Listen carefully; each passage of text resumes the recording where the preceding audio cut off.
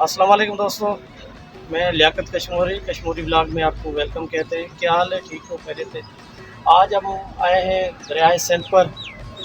दरियाए सिंध में माशाल्लाह पानी बहुत है। इसमें भी है जो सैर के लिए लोग आते हैं, किश्तों पर चढ़ते हैं, सैर करते हैं दरिया पर।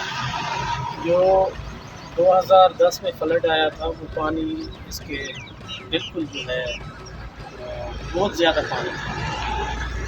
अब माशाल्लाह आगे बढ़ते हैं।